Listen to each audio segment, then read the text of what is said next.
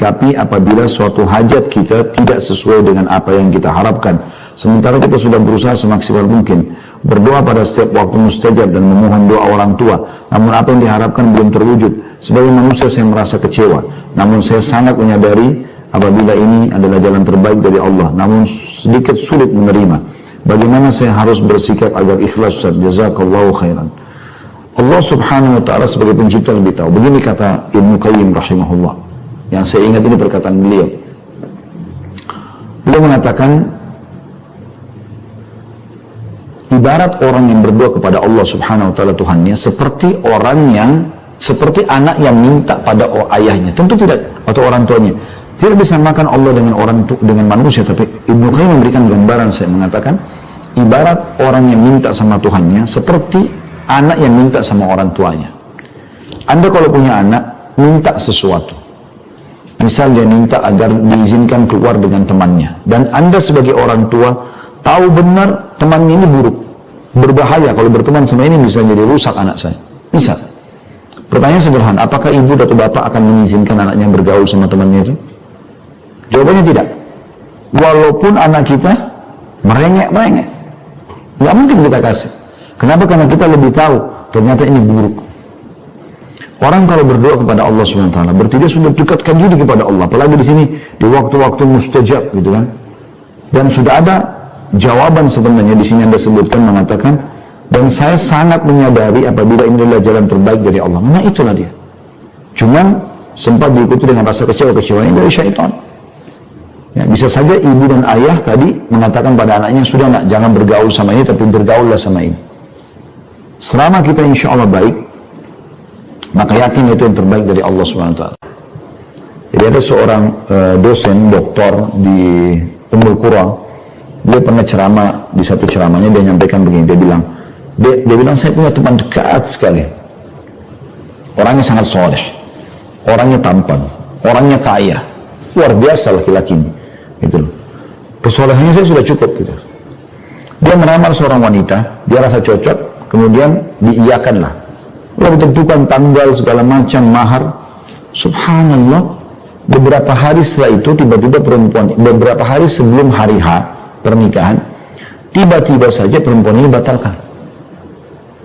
Pokoknya dia bilang sama orang tuanya, saya nggak mau nikah sama orang ini. Pokoknya saya nggak mau nikah. Intinya itu, tidak mau tahu. Pokoknya saya tidak mau nikah sama laki-laki ini. Bayangkan aja, perkataan ini luar biasa. Afwan, sebelum saya lanjutkan, ikhwan, dicukupkan ya pertanyaannya ini. Jangan ditambah lagi, sudah banyak ini. Jadi akhirnya dia bilang, cobalah laki-laki ini ngelobi kepada orang tuanya tanya anak perempuan ini, pokoknya anak perempuan sudah tidak mau. Intinya batalkan pernikahan ini. Kata Dr. Muhammad ini, dia bilang, saya setiap kali ketemu teman saya, masuk di masjid ketemu doa antara azan dan iqamah. Kalau setiap kali ketemu, doanya dia tidak pernah lepas. Ya Allah, kembalikan wanita itu, saya suka sama dia, jadikan istri saya. Ngerengek. Kalau kita yang melihatnya, kita mengatakan ini pasti Allah ijabah udah. Tapi Dr. Muhammad bilang, uniknya, saya melihat Allah nggak mudahkan dia menikah dengan wanita itu. Bahkan wanita ini rupanya menunggu sampai hari H pernikahan, yang sudah ditentukan tanggal tertentu, lewat itu ada laki-laki lain lamar, diterima sama dia. Menikahlah perempuan tersebut. Kata Dr. Muhammad, saya justru tahu bagaimana sayangnya Allah kepada teman saya, ya, bahkan lebih sayang daripada orang tua kepada anaknya, ya. Itu adalah pada saat wanita itu nikah sama laki-laki yang jadi suaminya sekarang. Teman saya sudah berhenti berdoa.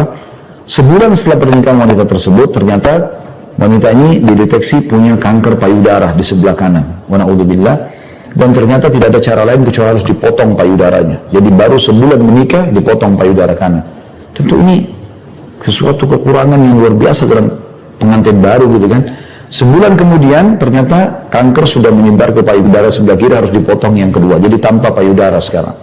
Bulan ketiga, kata Dr. Muhammad, ini kisah nyata terjadi. Jadi ada urat saraf di bagian belakang, otak belakangnya perempuan ini, itu yang bermasalah sehingga kedua matanya buta. Dan bulan keempat meninggal wanita ini.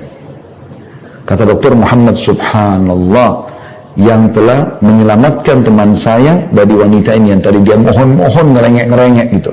Ya, Kata Dr. Muhammad, andai saja dia jadi nikah sama wanita itu, maka dia hanya menghabiskan waktunya untuk mengurus wanita itu bolak-balik keluar rumah sakit. Belum lagi penderitaan dalam hatinya. Makanya lebih ringan bagi dia. Seperti itu. Allah subhanahu wa ta'ala juga menekankan dalam Al-Quran, bisa saja kalian suka sesuatu tapi itu buruk buat kalian. Bisa saja kalian benci sesuatu tapi itu baik buat kalian. Allah lebih tahu dan kalian tidak tahu. Yang penting Anda sudah ikhtiar. Insya Allah kedepannya di waktu-waktu akan datang Anda pasti akan melihat itu ya, hasil daripada doa ini.